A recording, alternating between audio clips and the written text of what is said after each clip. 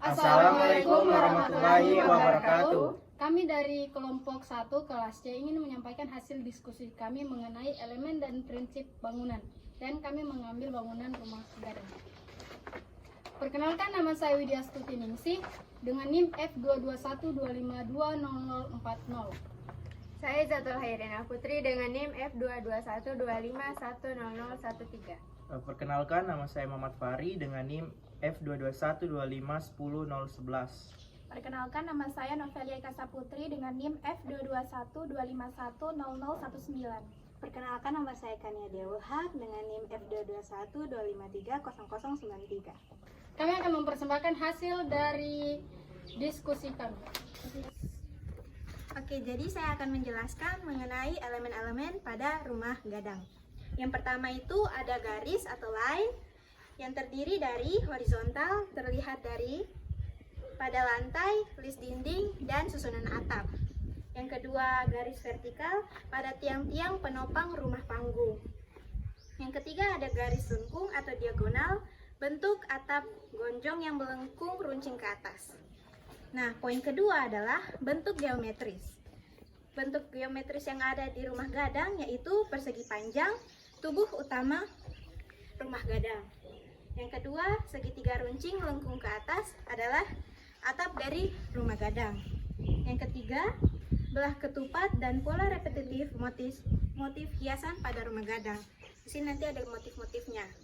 Yang terakhir, silinder atau persegi panjang vertikal kayu penopang. Jadi ada kayu penopang di tiang-tiangnya, itu adalah silinder atau persegi panjang. Poin ketiga yaitu warna atau color. Yang pertama itu ada warna coklat alami dari kayu bangunan. Yang kedua ada hitam atau merah tua, atap dari ijuk atau seng modern. Atapnya yang dari ijuk. Yang ketiga ada warna cerah, termasuk merah, kuning, hijau, biru. Ukiran khas Minangkabau yang ada pada fasad. Poin keempat yaitu tekstur. Kayu berukir pada dinding penuh ukiran halus. Yang kedua, ijuk atau rumbia kasar pada material atap. Yang ketiga, anyaman bambu kadang dipakai di dinding belakang dan samping. Gambar. Yang terakhir yaitu pola atau pattern. Yang pertama, ukiran motif pada flora, termasuk bunga, daun, dan akar. Yang kedua, ukiran fauna, itu termasuk itik dan burung. Yang ketiga, motif geometris. Yang termasuk dalamnya adalah belah ketupat, garis berulang. Sekian, saya lanjutkan ke teman saya. Baik, saya akan melanjutkan materi dari teman saya. Yang kedua itu ada karakter visual dari rumah gadang. Yang pertama itu ada garis. Yang pertama, dari garis itu ada horizontal. Dia itu memberi kesan stabil, tenang, dan kokoh. Kemudian ada vertikal, itu untuk menciptakan ritme berulang yang menekankan kekuatan dan keteraturan struktur. Yang terakhir ada diagonal atau lengkung, itu menambahkan dinamika gerakan dan identitas khas yang membedakan rumah gadang dari rumah adat lain. Kemudian ada bentuk geometris. Ada persegi panjang, itu memberikan fondasi visual yang kuat, yang ada segitiga runcing menjadi fokus utama fasad dan simbol budaya. Yang ketiga ada belah ketupat, itu menambah variasi, ritme, dan estetika. Yang terakhir ada silinder, itu menambah kesan monumental. Kemudian ada warna. Warnanya itu coklat alami dari kayu, itu menghadirkan kesan hangat alami dan tradisional. Ada hitam atau merah tua pada atap, memberi kontras kuat dengan dinding kayu. Terakhir ada warna cerah, merah, kuning, biru, hijau, pada ukiran menambah kekayaan visual, semangat, dan keceriaan budaya Minangkabau. Kemudian ada tekstur. Kemudian yang pertama itu kayu berukir tekstur halus penuh detail, itu menunjukkan kerajinan tangan dan nilai seni. Kemudian ada ijuk pada atap tekstur kasar, itu menonjolkan kesan alami dan organik. Yang terakhir ada anyaman bambu, itu memberi visual dan kesederhanaan. Kemudian yang terakhir dari karakter visual rumah gadang itu pola. Yang pertama itu motif flora, itu mencerminkan filosofi alam tak ambang jadi guru. Yang kedua itu motif fauna, simbol kehidupan sosial. Terakhir motif geometris, itu memperkuat irama visual dan keteraturan. Sekian dari materi yang saya bawakan. Menurut pendapat kami, rumah gadang memiliki prinsip desain keseimbangan dan simetris yang dimana jika dilihat dari tampak depan mulai dari atap gonjong, tanduk yang runcing jumlahnya berpasangan dan simetris. Susunan tiang penumpangnya teratur dan seimbang. Motif desainnya dibuat berulang-ulang dan kami juga memamerkan proporsi dan skala elemen fasad terhadap tubuh manusia dalam rumah gadang, yaitu yang pertama, tinggi dindingnya rata 2,5 sampai 3 meter proporsional untuk ukuran manusia.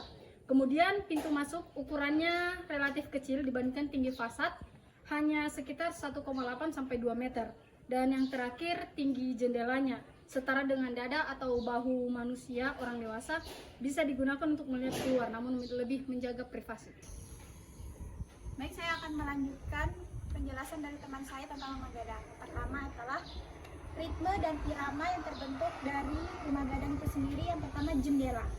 Jendela jika dilihat secara horizontal, jendelanya disusun secara berulang membentuk irama yang teratur. Yang kedua, kolom atau tiang penyangga. Dalam rumah gadang itu berdiri tiang kayu yang jumlahnya banyak, yang membentuk pengulangan vertikal yang sama. Yang ketiga, ukiran.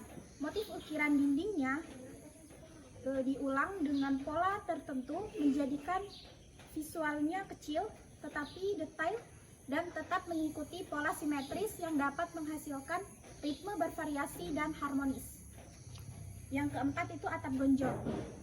Atap yang melengkung tajam ke atas dan terulang dari kiri ke kanan yang jumlahnya lebih dari satu dan menghasilkan ritme dinamis secara dramatis pada siluet bangunan.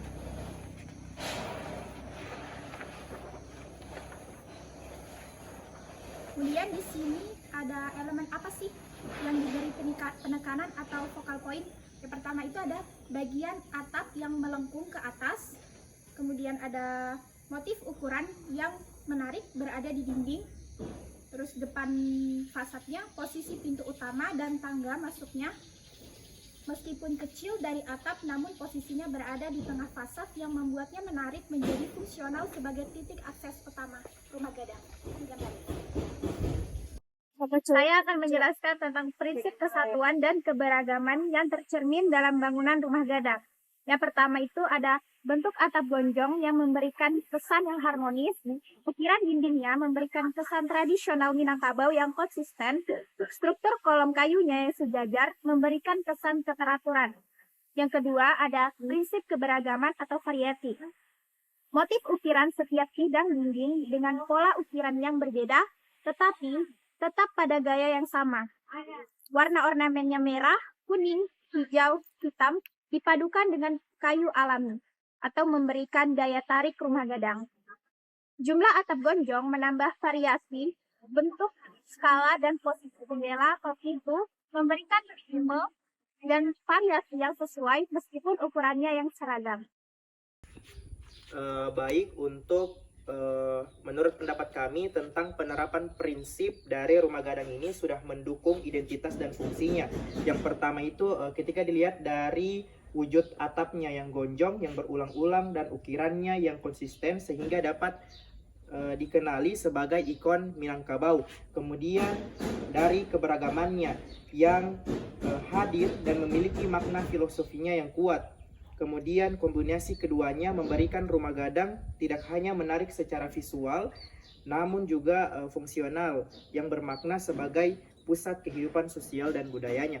Kemudian, jika kami diberikan kesempatan untuk memodifikasikan tampak rumah gadang ini, kami tidak akan menghilangkan makna tradisionalnya, tetapi sedikit menambahkan supaya dia lebih fungsional. Yang pertama itu dari atapnya yang awalnya dari bahan dasar ijuk, dan kami ganti dengan bahan dasar genteng metal sehingga lebih ringan agar tidak mudah bocor dan rentan rapuh. Kemudian kami juga menambahkan bagian ventilasinya di atas jendela agar menambah pencahayaan alami. Mungkin itu saja dari saya.